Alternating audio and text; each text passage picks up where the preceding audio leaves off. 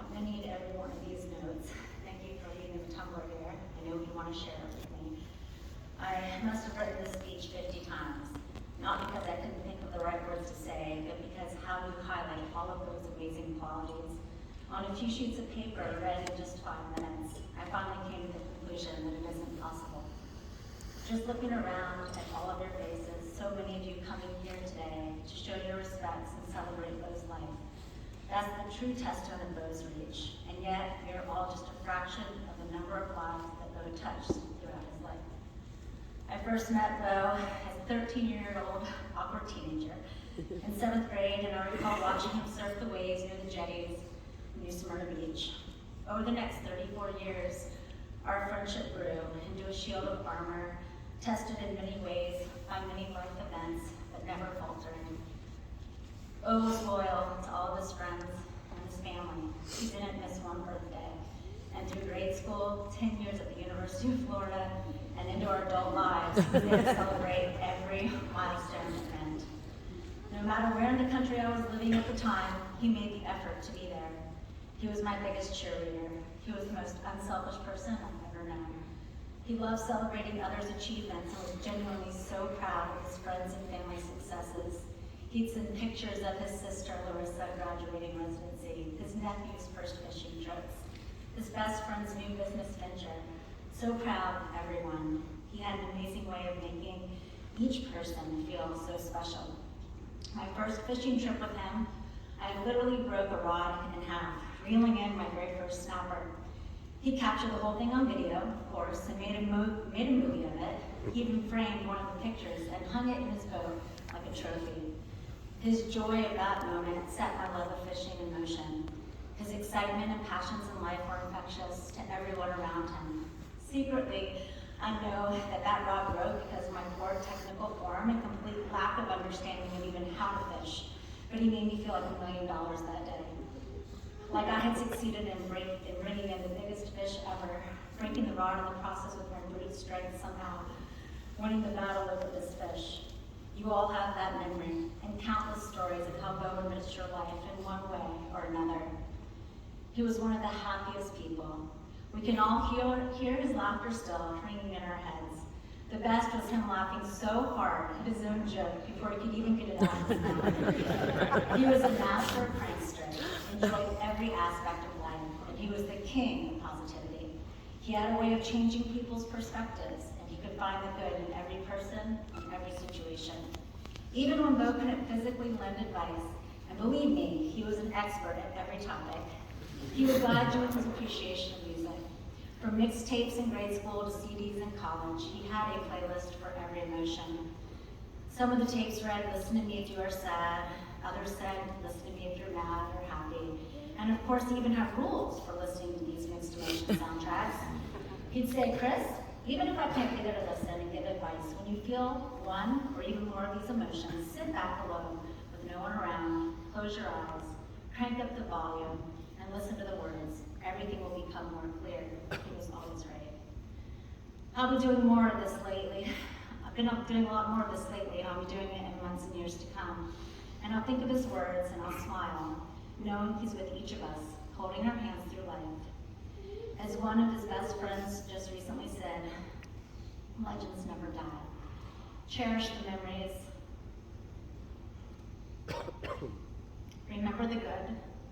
Listen to the music. Focus on the words. Smile. All of our lives are better having known that experience Bo's kind and giving heart. He is with us always and forever.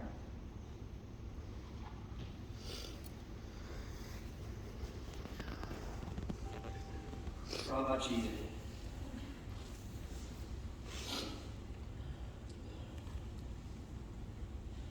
I've got to read my notes, but before I do, the memories of 3:30. No one knows what 3:30 is unless you truly know 3:30. That's Bo Sweeny. Dr. Henry Arthur Sweeny Jr. came to my house on jet skis with his brother Patrick. Patrick must have been maybe all of 14 years old. Voice still crackling. Hitting at that age, if you know what I and it got to be 325. And if you've ever ridden the jet ski and they're on, you've got to keep it turned or else just cut it off. Both of them boys kept their engines on, and so they kept putting around and talking to my brother Phil and I, and Sam, Patrick in the background kept saying, "Bo, it's almost 3:30. At 3:28, "Bo, it's almost 3:30. He said, "Patrick, I understand. We'll be home at 3:30. At 3:30, "Oh, it's 3:30. We've got to go." And Philip, my loving brother, and I just got a kick out of that. And at 3:35, Patrick said, "Bo, it's 3:35. We've got to go." And Henry Arthur Sweeny Jr. said, "Guys, good to meet with you guys. Catch up with y'all later. Gotta get home and see my dad." There's so many memories that I can share with you all. I was gonna do off the cuff and not read notes. I'll be here too long, truly. Selfless acts determines a quality character.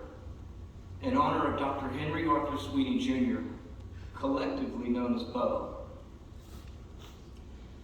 The family of Dr. Henry Arthur Sweeny Jr., along with myself, send a special thanks to all those family and friends that traveled from out of state or in state to be here and honor our legend, our mentor, our ace, our number one, Bo Sweeny.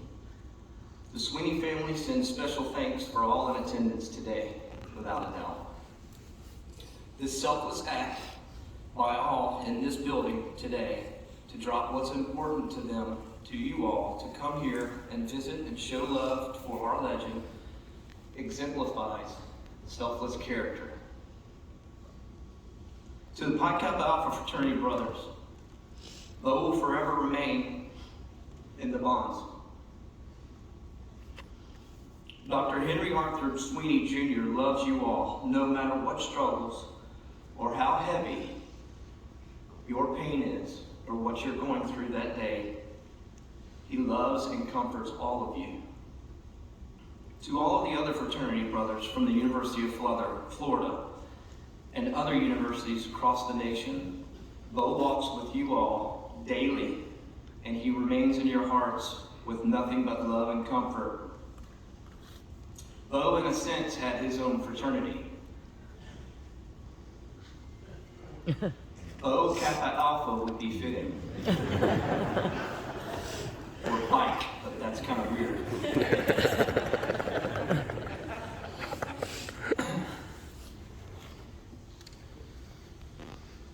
Your character,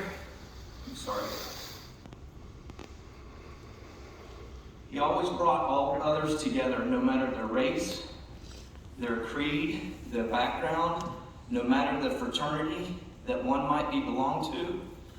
If you lead by quality character, then you are in his frat, for sure. To Bo's immediate family, Patrick and Larissa, Bo always spoke so highly of you both. From your golf game, always crushing it, Patrick, and winning the Pike golf tournament while Bo shot a 187. To Larissa, your successes as a surgeon, he was so honored to be your brother.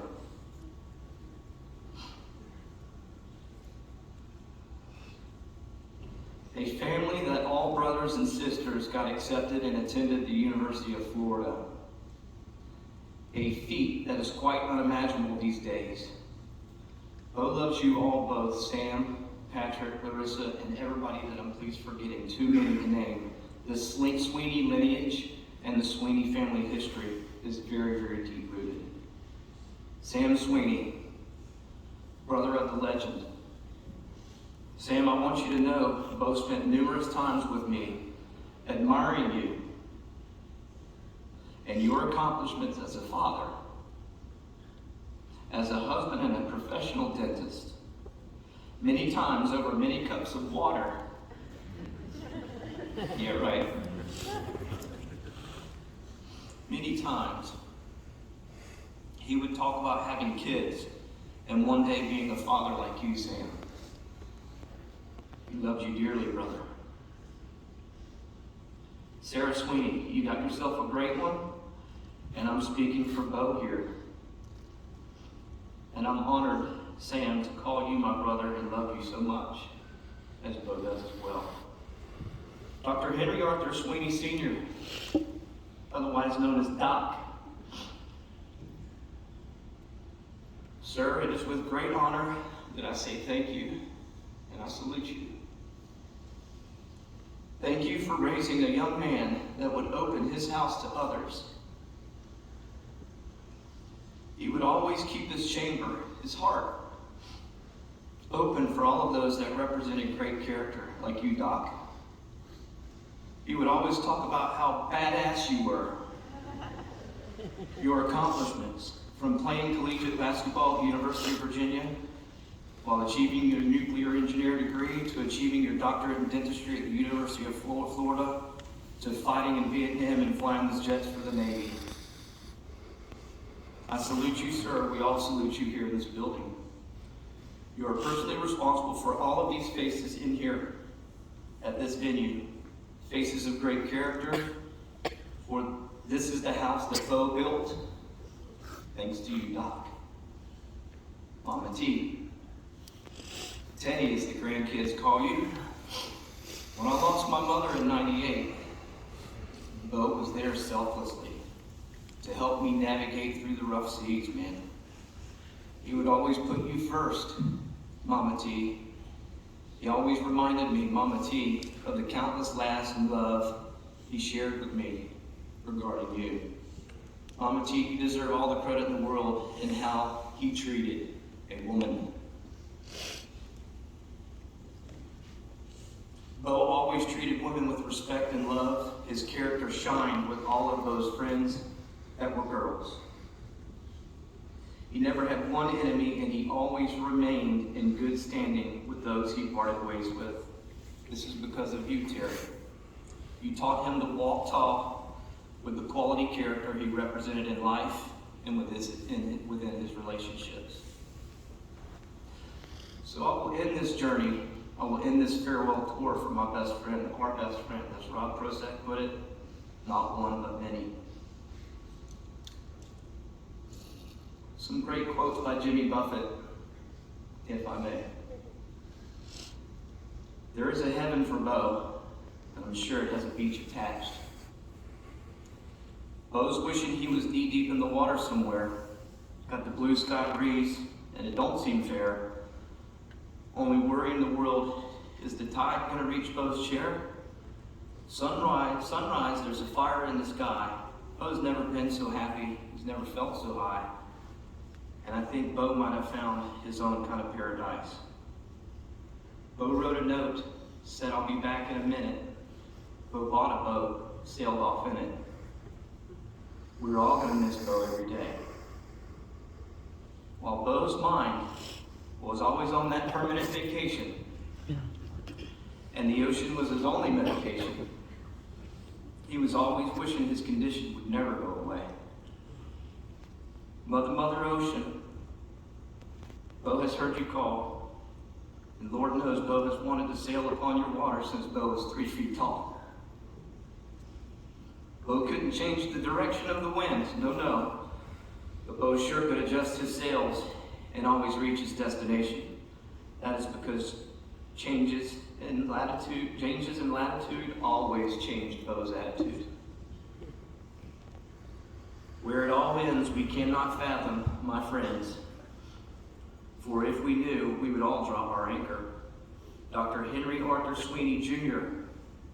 has dropped his anchor on a massive reef, holding tons of fish waiting to be harvested.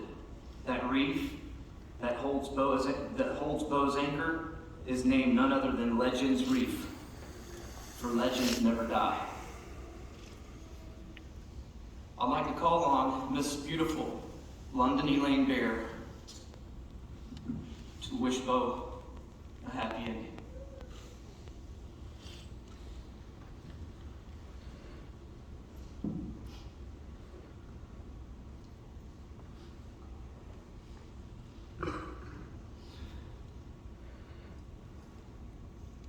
many nuances. I call them nuances. Superstitious as they come.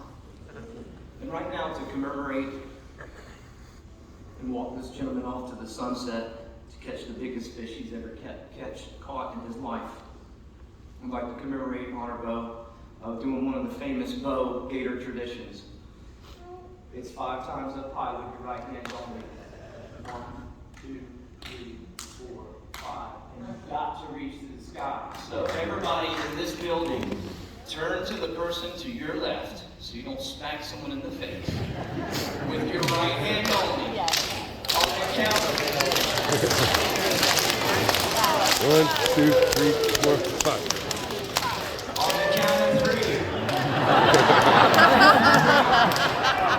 Ready? 1, 2, 3. 1, 2, 3, 4, 5. Woo!